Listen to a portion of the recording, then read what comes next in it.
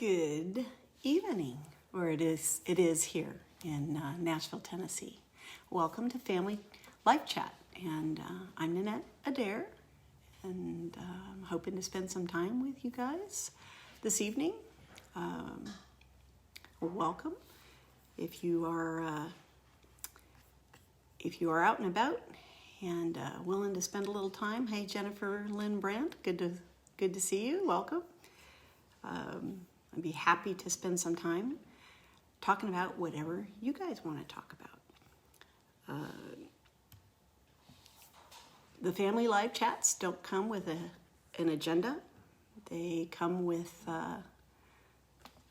just one of us wanting to sit here and spend time with anybody that would like to hang out and chat about whatever you want to. So, welcome. I don't know if any of you have been watching this week. Pastor Bob has he's doing his usual Pastor Bob dailies, and in addition to a live appearance here and there. But he had a conversation on one of his podcasts about being in this world versus preparing for our heavenly home, and what that means. The idea that we need to be responsible here. Sometimes when things get really tough here,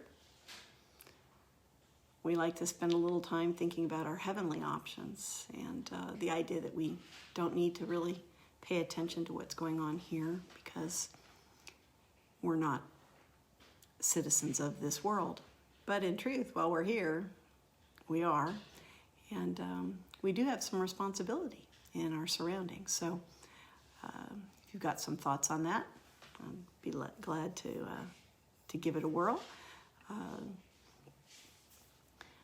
And Jennifer, where are you from? Hi, Robert. Good to see you. I'm hoping that I'll be able to see your comments in a timely fashion. And Robert, where are you from? Where are you watching from? That'd be great to know. As you guys know, if you've spent any time here with me before, we live, my husband and I, in a town called Madison, Tennessee, which is right outside of Nashville. Hello, Stephen. Good to see you. Where are you watching from? So we're right here. We see, this is our little hub for the time being.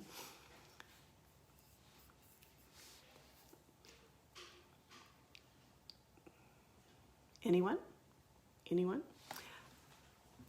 I'm always interested to know from whence people hail and be able to get caught up on wherever you might be.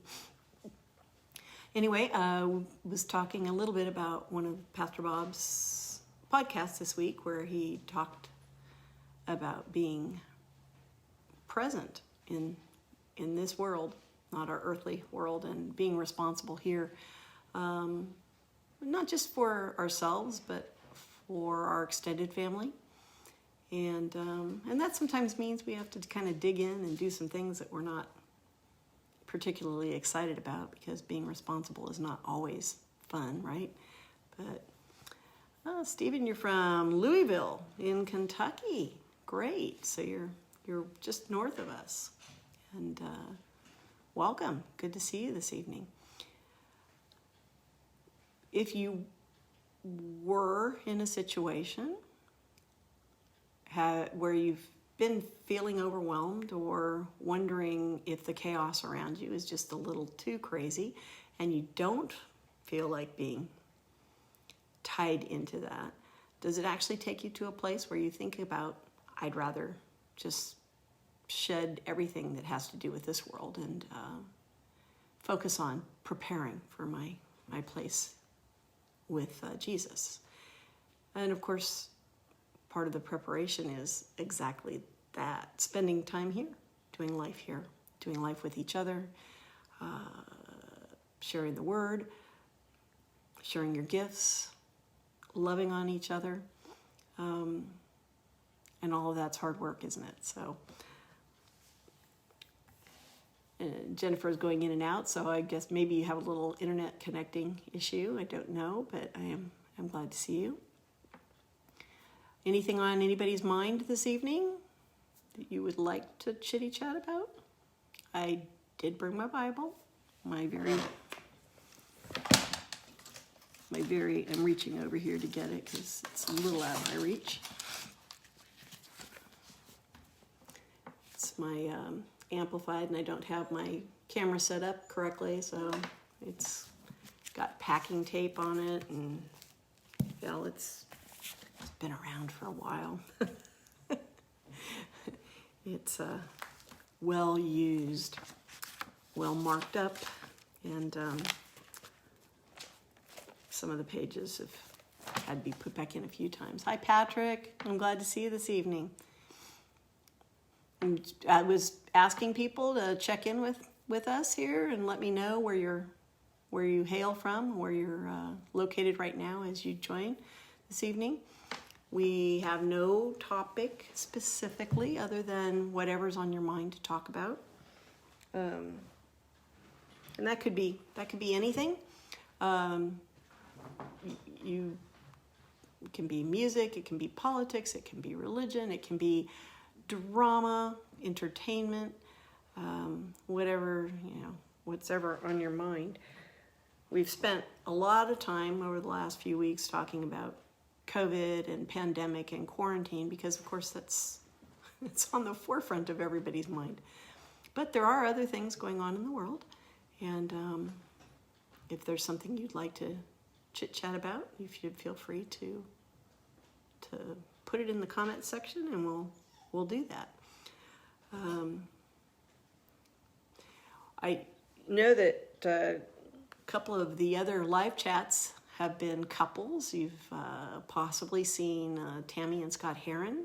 Earlier this week, they did the not so newlywed game. They've been married for years, as an introductory to get to know them, and that was quite fun. Hey, Strider from Fairhope, Alabama. That's great. And Patrick, you said you've had your taste in music called into question, and you listen to a bit of everything. Christian, Emmy, are you okay? Are you actually asking me if you're okay? Because of course you're okay. I don't know what that means to have one's taste in music called into question. We all like different things, different genres, and certainly listening only to Christian music is not a prerequisite to be a Christian. It's always great when there is something that's Jesus focused, right? God focused, for us to spend time with and listen to and be excited about. But it is not by any means the only music to listen to. So, and everybody likes something different. I became a Christian really late in life, really late, in late 30s, and I didn't even know, I'd never heard of Christian music before that. So, I grew up in a family. My dad was very musical. My grandmother was musical. So I'm musical. I play instruments, read music, sing. A lot of classical music in my household, but my dad, he had all the Doors and the Beatles and a bunch of stuff in the 60s when it was probably not something that everybody's parents had, and that was kind of cool. So I think whatever you listen to, as long as it's uplifting, encouraging, and not going to cause you to live a life of strife and move away from Jesus, go for it. If you want to talk about that a little bit more detail, please feel free to indicate in what manner.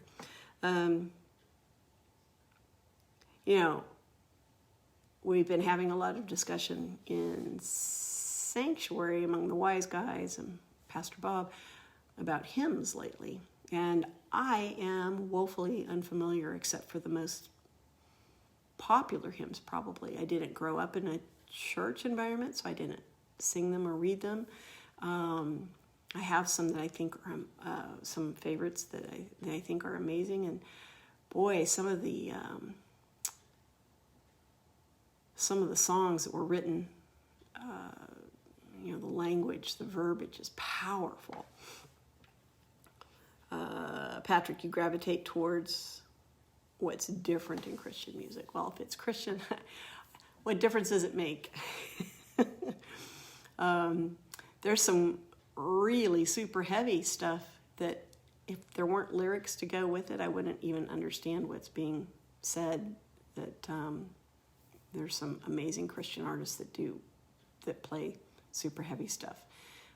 It's not my personal cup of tea all the time. But, again, I love lyrics. So if the lyrics are understandable and well-crafted, that's more than half the battle for me. A good melody is always great, but, what makes something different is the message it conveys through the lyrics. So well-crafted lyrics are powerful, and, they can really... we can resonate and connect with that, and that's a great thing.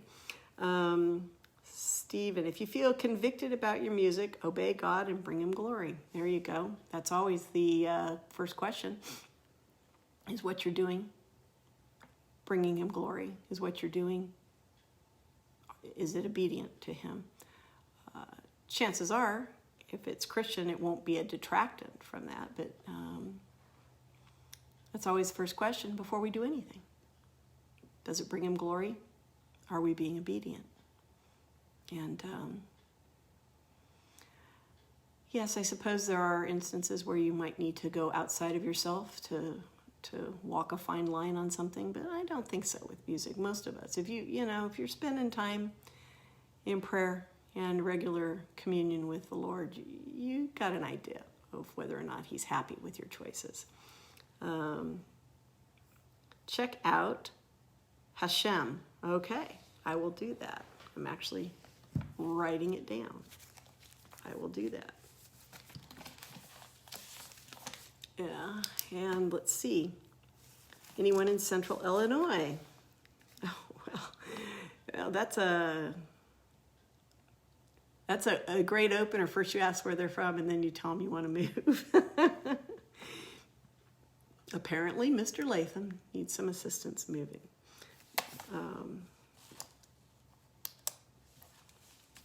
Are they Christian, Patrick? I haven't heard of them, and I don't know what style they are, but I will take a listen.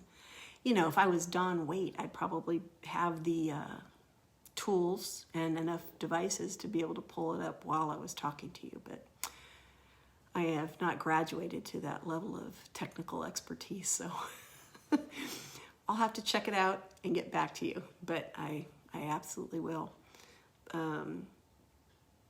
Last week we had a little conversation about some different worship options, and some people had some really cool things going on in their churches, interpretive dance and drum circles and flute circles. That's very cool. But if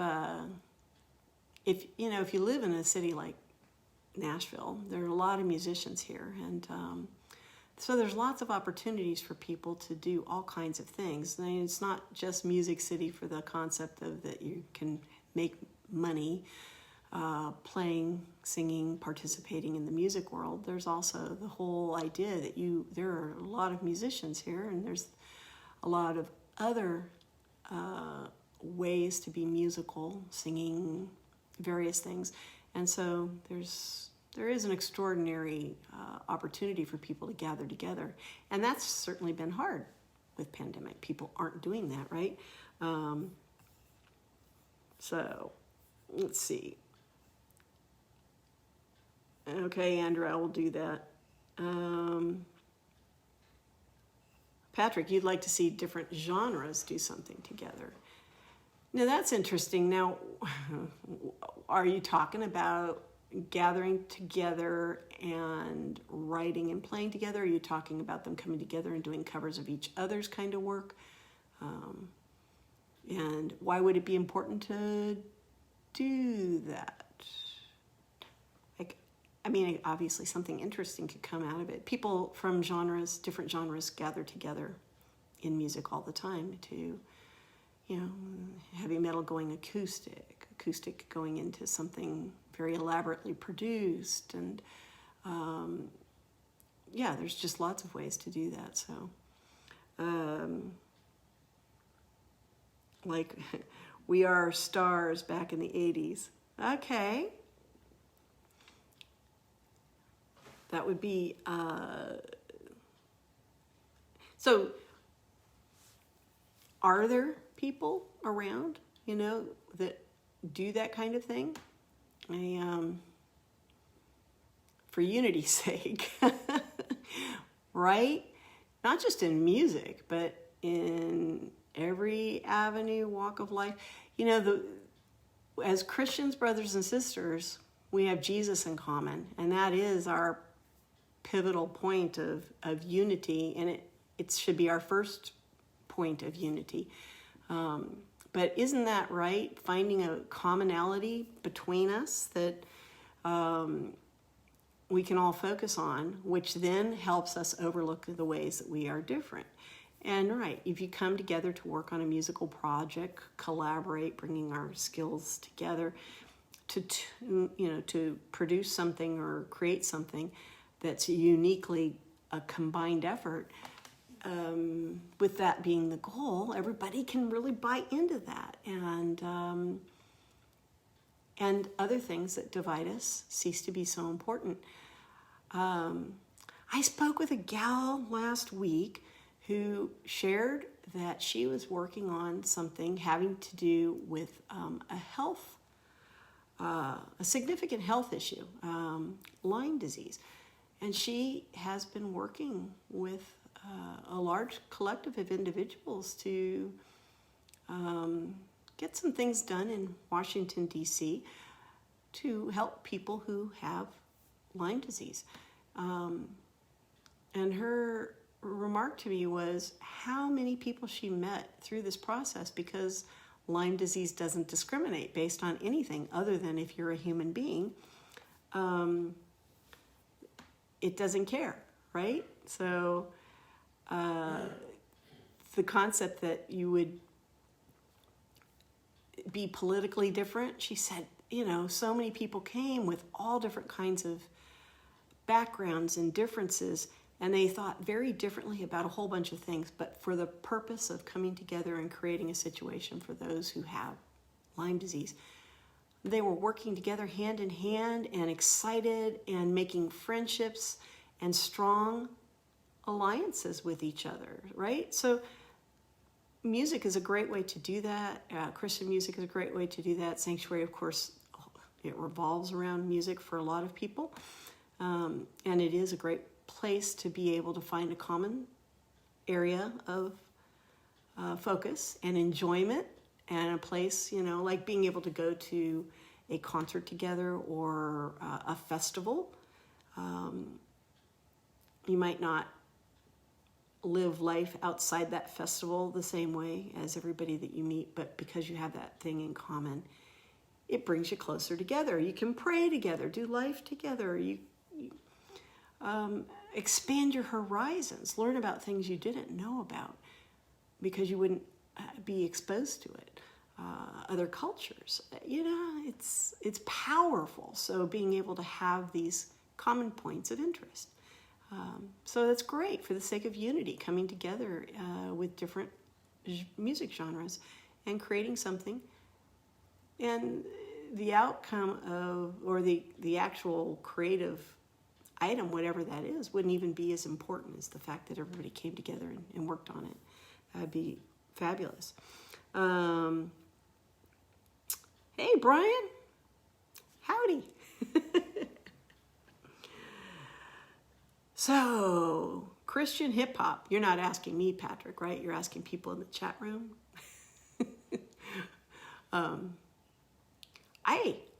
am not opposed to any genre. I listen to songs and I either like them or I don't.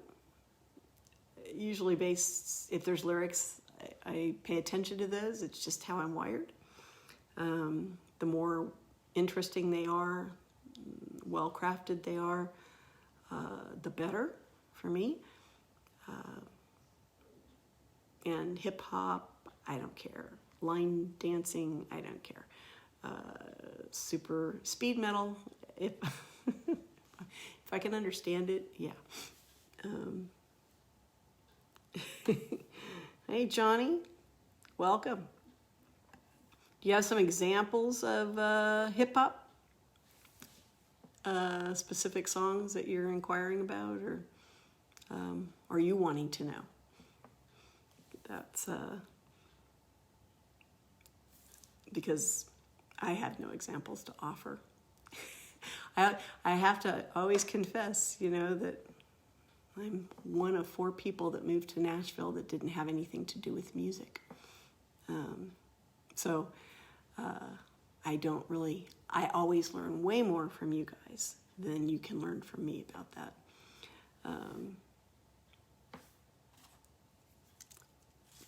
And Brian says, we definitely need to be praying for Oz Fox. Hi, William. Welcome. We are talking about finding ways to work together through music. We are talking about apparently hip-hop Christian music. And there we go, Destiny Lab, kind of like ICP. And a cross movement. Oh, there we go.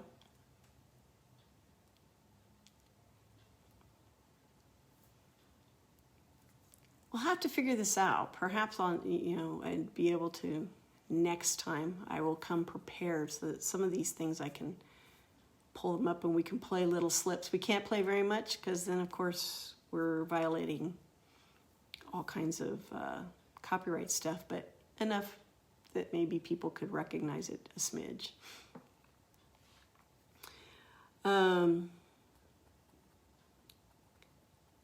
Johnny, you've been raised on every kind of music there is, except, I guess, Christian hip-hop. Strider, you're funny. D1 is holy hop. You guys have some extra good knowledge that you're sharing here. Now, during this last year, where people aren't out concerting around, are any of these groups doing things on video conferencing, that kind of thing, or some sort of online concerts of any kind that you guys get to attend?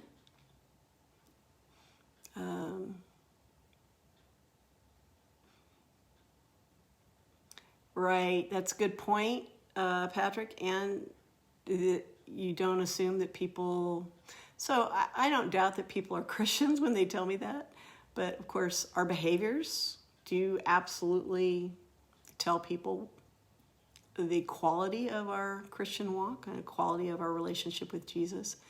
So, and as far as lyrics go, we can start to get into all kinds of things. Pastor Bob talked about that earlier this week with the concept of denominations, and it wasn't about music specifically. It was about the idea, if you're from one denomination, are you saved or not? And Pastor Bob pointed out, that really this is about individuals. It has nothing to do with the denomination, and that's a little bit true with the lyric concept as well. There are the same way that there are people who are very expressive and demonstrative and lyrically expansive versus, using only scripture or very academically tight scripture interpretations. You got some of the more expansive stuff out there. So the lyrics can and a melody or the production can be moving and sometimes not be directly on point or specifically accurate, because from an artistic perspective, the creators of it have done what they need to have the thing come out the way they wanted it to. You always want to be careful if you're using it for the purpose of teaching or something like that. But, as an entertainment, as things we enjoy, there's lots of license, like painting and book writing. Music it's an art, and it's an expression of somebody's creativity. So if it's going to cause you to struggle to worship, or if it's going to cause you a struggle in your walk, and you know that, then quit listening to it. Let's see. Striper had a couple online concerts last year before Christmas. Oh, cool. There you go. Yeah, Johnny, that's exactly right. Never judge a book by its cover. Read a few pages, preferably a couple at the beginning, in the middle, and the end, right? So you get a little flavor of it. And that's I do that when I'm listening to albums. I sample throughout, just to see.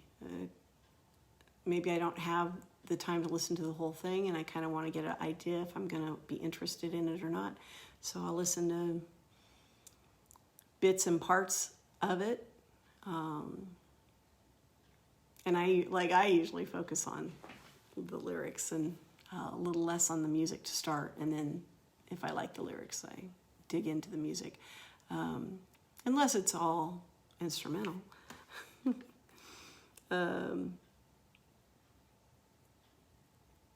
Let's see. I wish I had the musical chops to do the different Christian genres. Oh, all by yourself. Well, but if you did all the genres all by yourself, you wouldn't be coming together in unity. So that would kind of be a... Now, let's see here. What do you mean, Patrick? You wish you had the musical... I'm sorry. Yeah, do you wish you had the musical chops to do it solo, or to be able to do whatever you do in all the different genres with other people from other genres also trying to do crossover? That would be you. Maybe your musical chops would get better with the challenge, right? Do I have any favorite groups? So in order to answer that question, I actually have to ask my husband for a little help with that, because I listen to a lot of things, and I don't really pay attention all the time to who I'm listening to, but he does. So if he's watching this, he'll let me know, but I'm reaching out to him to give me... There we go. Oh. Huh? What's the question? Oh, I just texted you, but you can answer off thing if you want.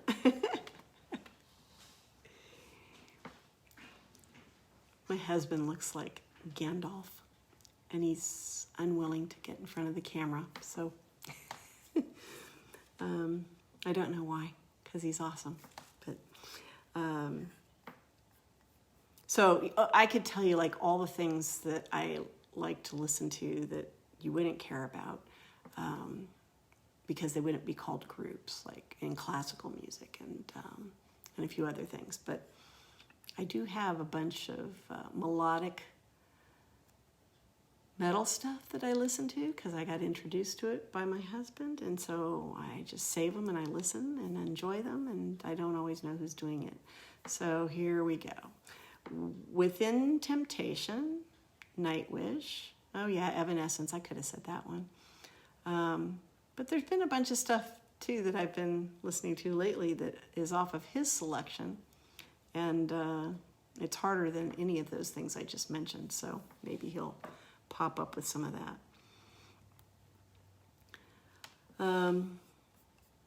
Besides hip-hop, Christian hip-hop, what else we got out there for you guys that you like while I'm pulling up my likes and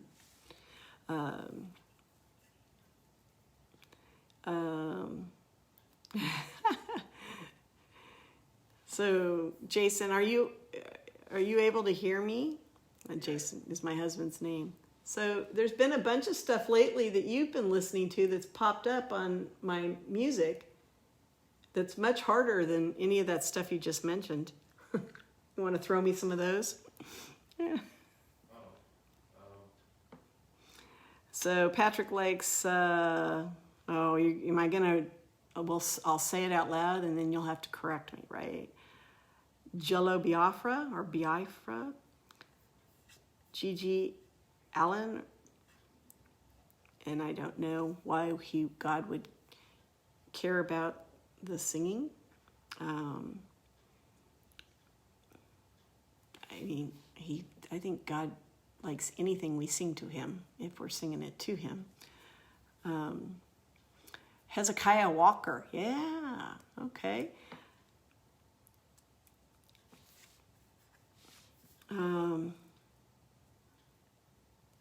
Anyway, so my husband is sort of bailed out on me. He's just saying symphonic metal genre, and that is true. That's a genre he and I both like, and so a lot of it goes on in the background in our home and at my work. We got Straper, White Cross, Barnabas, Petra, Barren Cross, Bloodgood. Those are some old ones, old and goodies.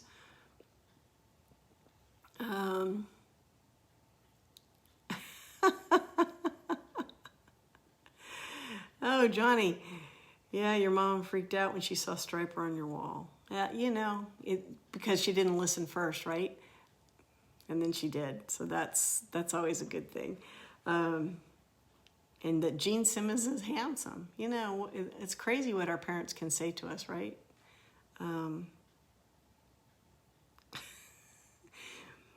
The stuff that comes out of our parents' mouths. Oh yeah, so this is totally true. The song I Am, Theocracy, that is one of my favorites. I like the music and I love the lyrics, and it's astonishing to me that they even managed to produce that. There's a lot going on in that song. And it's one of my favorites. And I never heard it before until last fall. We took a little trip and my husband put it on a road playlist. And it just spoke to me like a lot. Let's see. Digging Extorta from the Vision of God records. That's another one I haven't heard of before. You guys are broadening my horizons.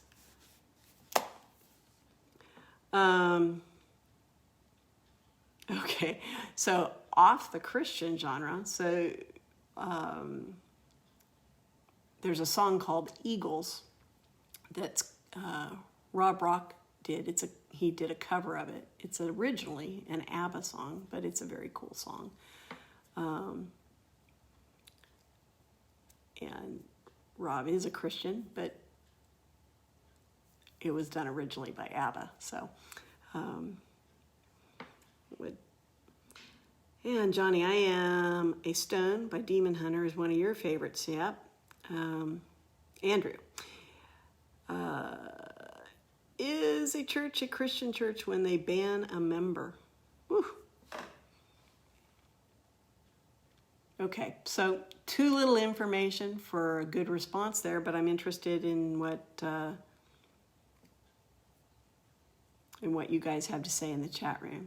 I mean, there are reasons for us to, as a group, sometimes choose to ask somebody to perhaps depart from our presence. But those are very extreme circumstances. It doesn't make a situation unchristian, but there are sometimes boundaries to be drawn. So too little information, and we should always go the extra measure, the extra way, to be understanding, to work with, to accommodate, as long as it's not harmful to people. Broken walls.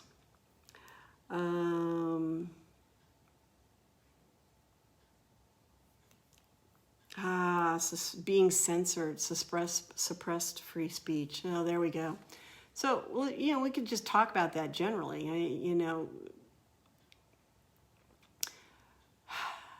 In the United States, freedom of speech is still currently not only lawful, but constitutional. And censoring it is inappropriate. Banning books, all that kind of stuff. Now, in a church environment, it's not governed by a constitution. It's governed by the Word of God. So, again, behavior, what was said, what was done. If you're having a conversation and opinions, I would think it would be inappropriate to silence anybody. People should be allowed to share what they need to share. But that, again, it's a different environment. And you know what? None of us here would be qualified to answer that specifically, because the details, we don't have the information to know what happened. I think, in every situation, we're obligated to never turn our backs on a child of God and be available. So the church itself would have to answer to that based on the circumstances.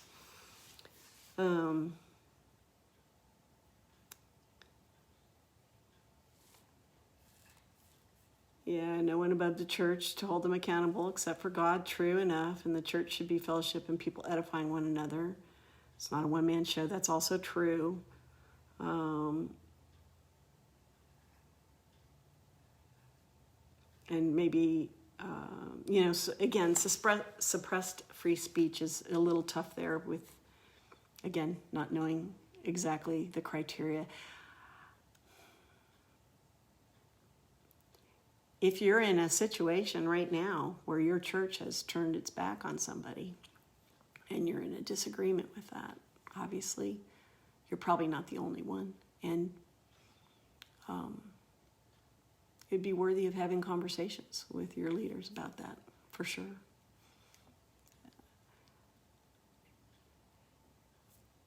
You obviously, if there was physical harm coming from a relationship, there are reasons where we can't sometimes be around each other. That doesn't mean there isn't a place for somebody to go or for me to go. If I can't be around in one spot, it doesn't mean there isn't someplace else I could go. So this isn't a one-stop shop for a one-stop answer. It's going to be very specific to what's going on. Obviously, we want to be lifting each other up and edifying each other and encouraging each other and loving on each other, and that should be our primary focus. But there's a lot of powerful and strong words here in the chat room tonight. So,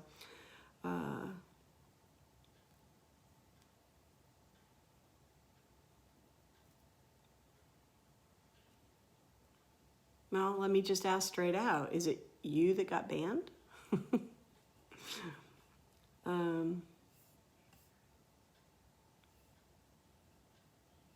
Oh no, I see. There was a homeless person that was dismissed from the church by a visiting minister because of the way she was dressed in dirty clothes, and you're trying to apologize for his actions. Well, that is a shame. And hey, Brian, I welcome you back for a few minutes. We're always excited when you're back. Yeah, that's a bad situation. But that's even happened here. That's happened in the sanctuary, in the live chats over the last year. There have been different times where people have said or done things and individuals got upset, and we're just human beings, and we're all just doing our best, and people make mistakes. We don't know the circumstances about the visiting minister. We know what it appears to be on the surface, that he didn't like the way someone was dressed and had them leave. Maybe there was more to it than that. Hard to know. Certainly, it would be something to get some clarification about and have discussion about. And all you can do is just show love to the person. Obviously, that minister and that decision doesn't represent all of the Christian brothers and sisters walking around. And doesn't matter. It's so, when we are not loving, it comes back to bite us in the butt so much more than just the secular world. There's an expectation that we're better than that. And we should be. But the truth is, we are still human. And we are fraught with flaws and sin. And we do things, each one of us, that are ungodly and reflect poorly on the church, on our brothers and sisters, on God. It's not right. And we should be better than that. But what we need to be most is relatable, loving, and we can't explain why bad things happen. They happen because we're here in a flawed place. So hopefully, if you have a relationship with the person that doesn't have a home, you're able to pray with the individual, share that with them, and work on the backside with the church body to see if they could come to some other solution. And the other thing is obviously if you're having relationships outside the church building, you are doing what you should be doing, which is you are the church, right? And, being dressed in a building in a particular way, that's not the church. That's a human standard. So go forth in love. And I'm really sorry that happened. I'm sorry for that individual that it happened to. I'm sorry for you to have to deal with the drama of it. I'm sorry for the individual that made the decision that caused it to happen. Perhaps they're not even aware of the consequences. And hopefully there'll be a change.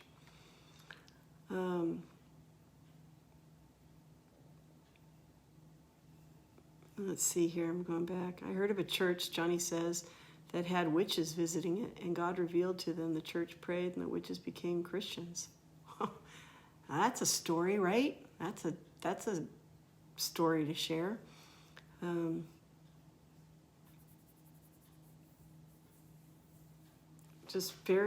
What a great share, Johnny. Thank you. It's always, I didn't grow up, like I mentioned, in the church, so I don't have tons of stories like that. And the amount of time I've spent in traditional churches has still been limited, even though I've been a Christian now for some 25 years. Because I've been blessed to do life with people who are the church. So my husband and I have shared some time in some traditional church, and we've shared some time in home church. But we do fellowship with a collection of individuals that are very important to us, we're important to them, and we aren't in a building. And we encourage each other, lift each other up. But you should be doing it with people. Like, we are the church tonight in the chat room, and this is awesome, but this isn't sufficient. This isn't enough. This is a great start, and it's a great augmenting to our daily lives as Christian brothers and sisters. But we need to be in some kind of person-to-person fellowship. And we're designed for that. We are created that way. And there just is a certain amount of digital media void that doesn't meet that person-to-person thing. So we need to be doing life together with each other. And think about that.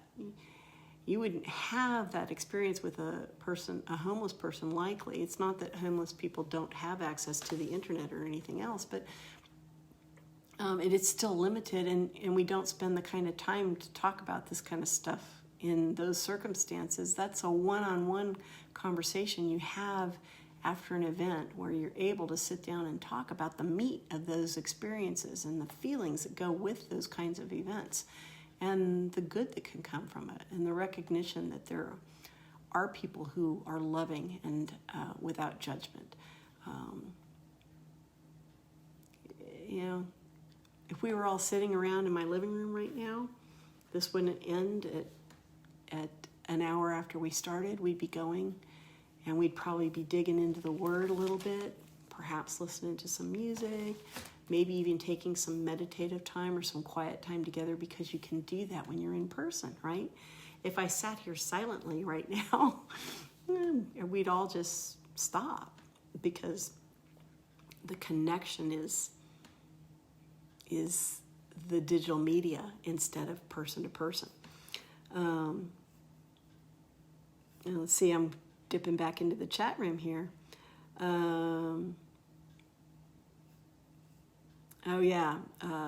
Fred Price.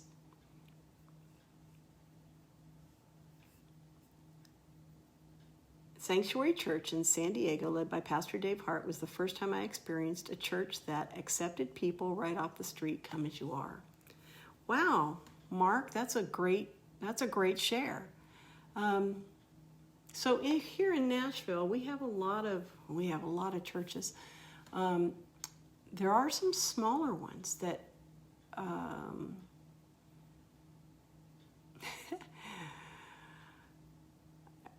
my husband calls them church in a box. There are some smaller churches that have started, and when I say smaller, they're grassroots, and they really are, by appearances, accepting of people right off the street. But I know what you're saying about Dave Hart, and I know that was true for Sanctuary in Los Angeles area too. But there are a number of them here that really you could just walk in. It doesn't matter what you're wearing or any of that. They're happy to have you join. They're happy that you're around, to be loved on.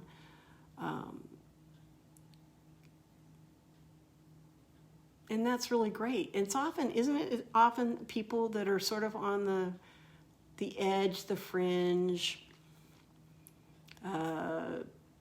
people who walk that line already, who recognize that they might not be accepted in the norm, or maybe they're on the edge of that, so they're very open to the idea of embracing people right where they're at, right? It's easier to do that if you don't sit in judgment, and it's easier to not sit in judgment when you've experienced that yourself. and you've made a conscious choice not to be that way, not to replicate that. What a blessing to be able to just go as you are and be accepted just like that, without an agenda to massage you into something else. Because, Jesus has already got whatever agenda he needs for us. We don't need any extra pressure. We need to be responding vertically to whatever's being asked of us and encouraged horizontally by brothers and sisters who want us to be all we can be in our relationship with Jesus Christ. That's a really nice thing. Robbie died last year. A friend and you, Andrew, are starting a fringe fellowship. That's an interesting thing. Just like a small gathering that would be just, several of you.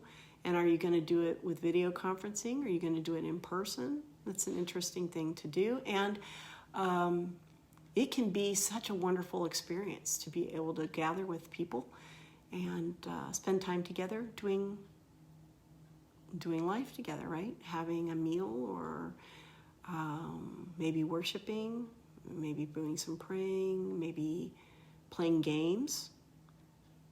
Can get a lot of life together playing games, socializing, just talking about what's going on in each other's lives. Really, the meal, the dinner table. The dinner table is a fabulous place. Basically, any meal shared is a fabulous place for people to have time when their mouth is full, so their ears are open and they're not speaking.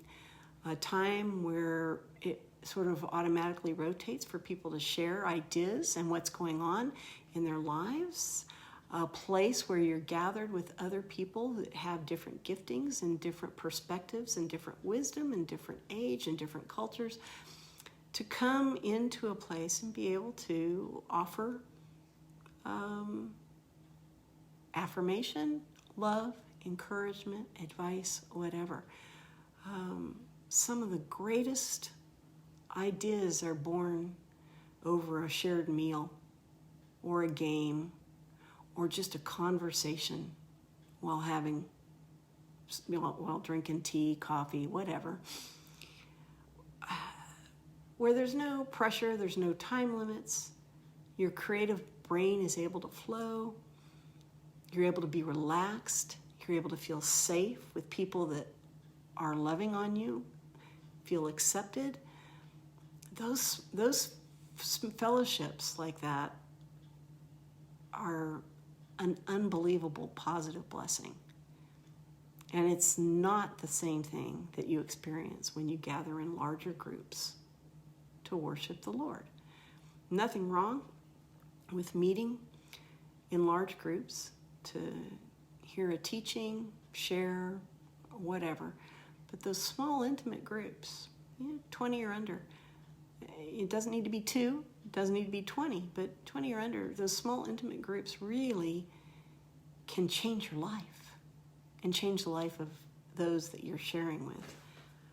So, as you develop this fringe fellowship, please share some of your details and stories. We're going to be totally interested. Let's see. I'm scrolling back up here because you guys have been chatting, which is awesome. In person. That's great, Andrew. Glad to hear that.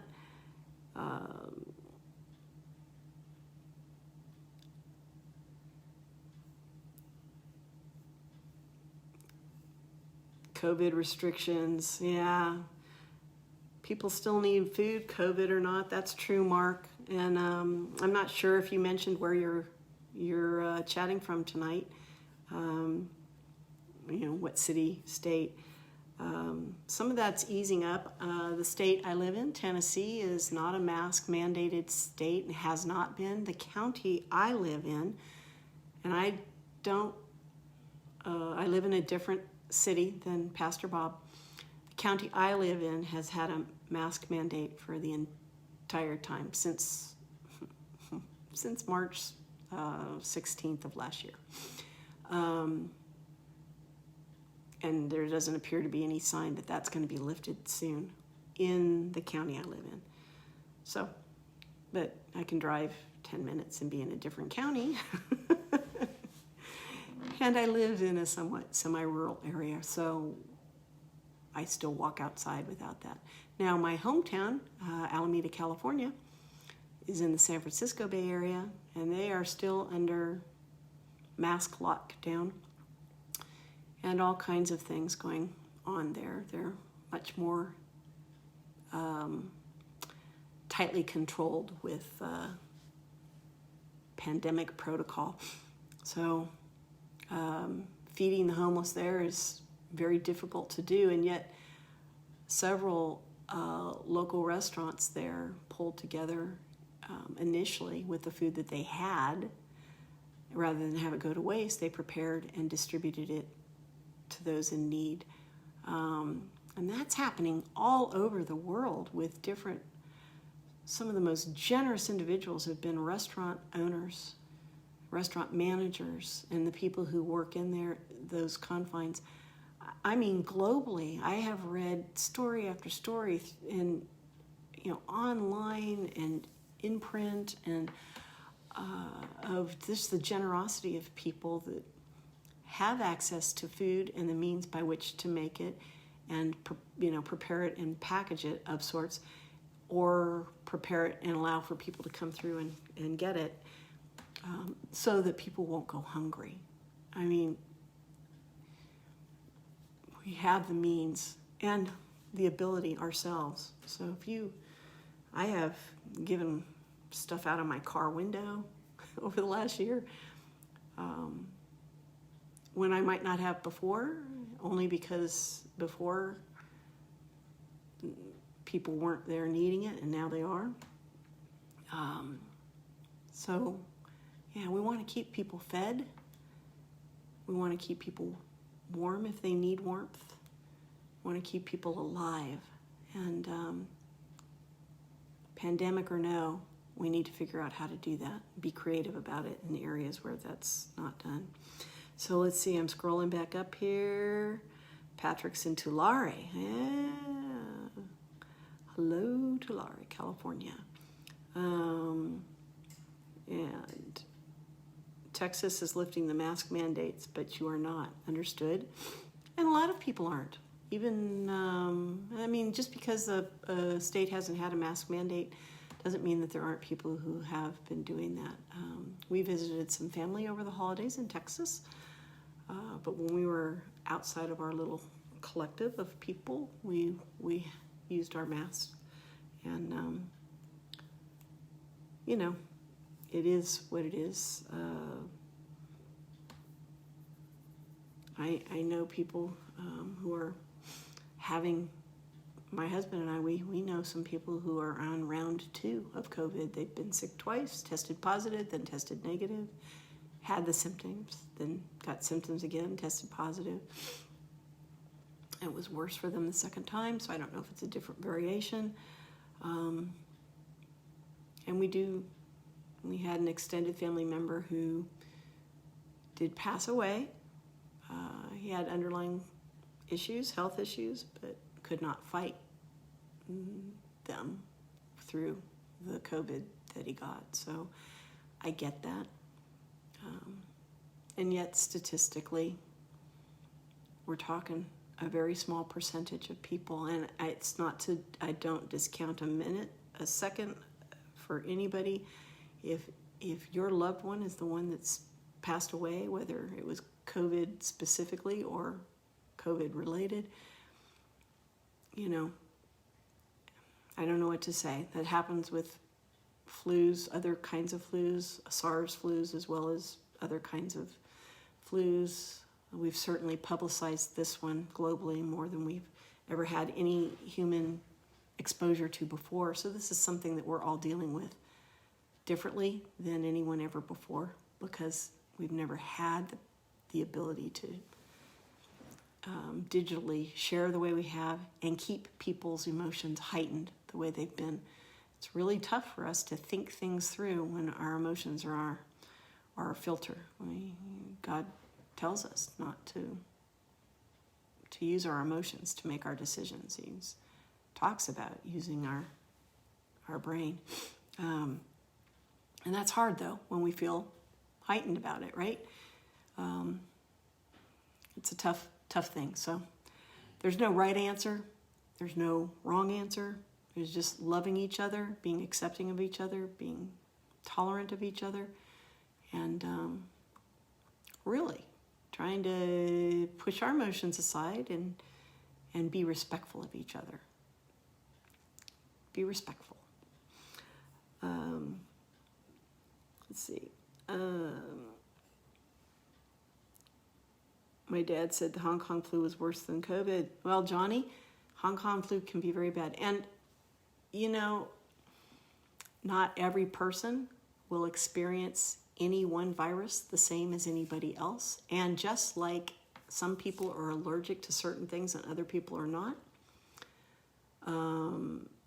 and some people's allergies to one thing is worse than other people's allergies to that same thing, that is true with our viral reactions, depending upon, how the virus works, because each one of them is structured differently and will impact the person that it infects differently. So some people seem to have really sturdy constitutions and really never get sick no matter what. Other people seem to pick up everything. And then there's the in-between, where any one of us could go down hard with one thing and not with another. So, like I said, we should be respectful of each other, love each other through this, because that's what you would want, right? If you are personally sick, you want people to love on you. If you were afraid, you'd want people to love on you. You just be your best self to others, and it'll help them hopefully be their best self to you. Hello, Jamie Mack. And I can't believe this. We are once again up at the end of the hour, and I am looking forward to checking out Extorta and Hashem. And I got another list of 5 things here that I'm going to be listening to.